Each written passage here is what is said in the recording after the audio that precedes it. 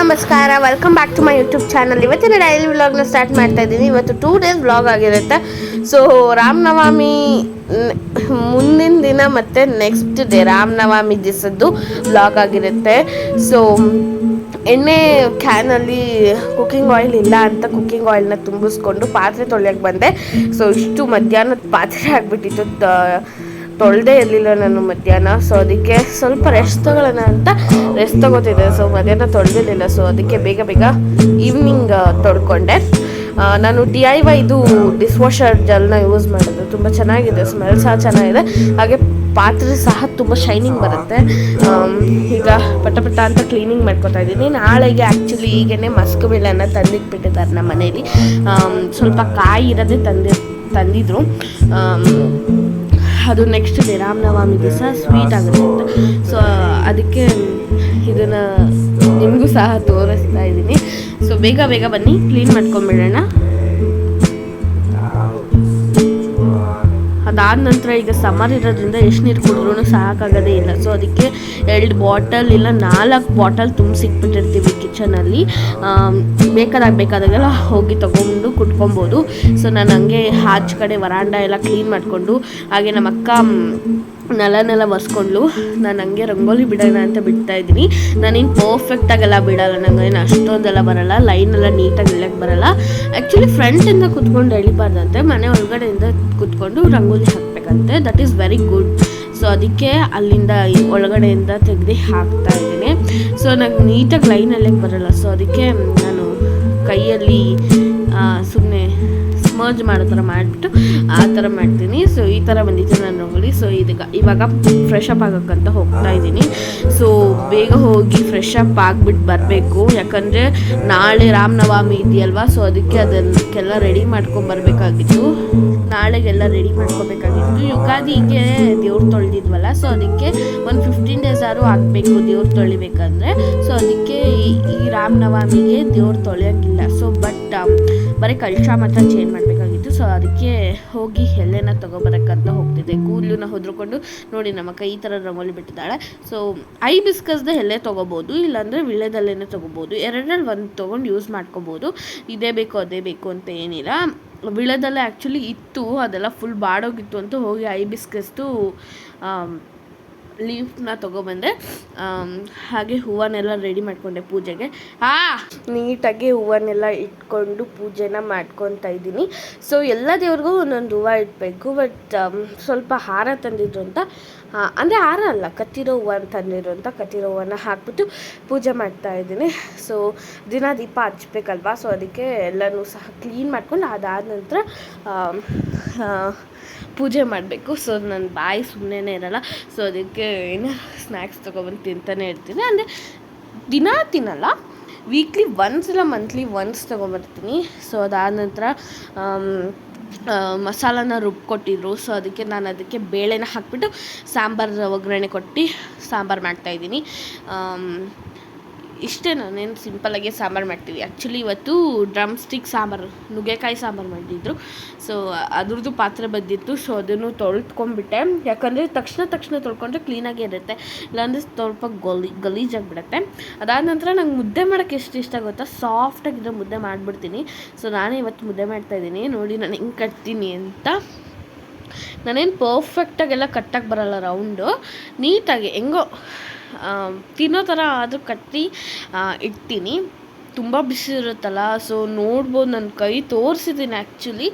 So ಅದನ್ನು ನೀವು ನೋಡಿ ಎಷ್ಟು ಕೆಂಪಾಗಿತ್ತು ಅಂದರೆ ಅಷ್ಟು ಕೆಂಪಾಗಿಬಿಟ್ಟಿತ್ತು ನನ್ನ ಕೈ.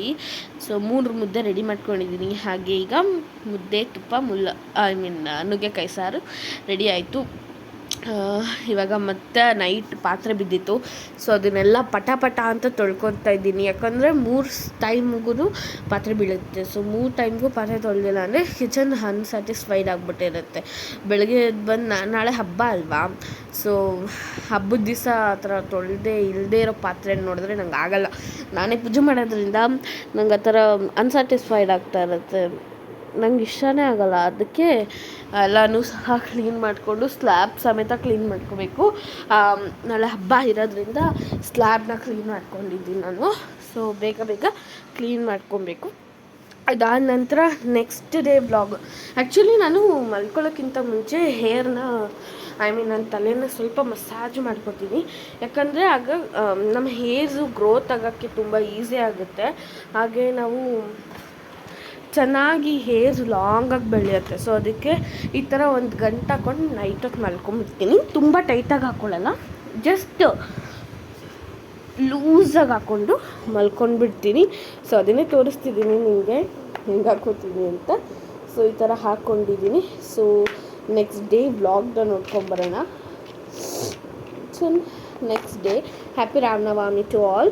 ಸೊ ತುಂಬ ಲೇಟಾಗಿ ವಿಶಸ್ ಕಳಿಸ್ತಿರ್ತೀನಿ, ಯಾಕಂದರೆ ನಾನು ಲೇಟಾಗೆ ವೀಡಿಯೋಸ್ ಅಪ್ಲೋಡ್ ಮಾಡೋದು. ಸೊ ಬೆಳಗ್ಗೆ ಎದ್ದಿದ ತಕ್ಷಣವೇ ವೀಡಿಯೋ ಸ್ಟಾರ್ಟ್ ಮಾಡ್ಕೊಬಿಟ್ಟಿದ್ದೀನಿ. ಇನ್ನು ಫ್ರೆಶ್ ಅಪ್ ಆಗಿಬಿಟ್ಟು ಬಂದಿದೆ ಅಷ್ಟೇ. ನಾನೇನು ಸ್ನಾನ ಇನ್ನೂ ಮಾಡಿರಲಿಲ್ಲ.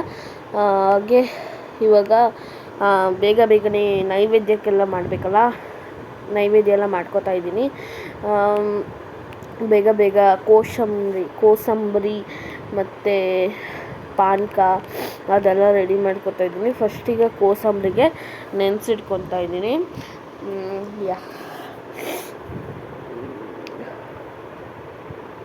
ಅವತ್ತಿನ ದಿವಸ ಮಾರ್ನಿಂಗೆ ಫುಲ್ಲು ನೆಗಡಿ ಆಗಿಬಿಟ್ಟಿತ್ತು.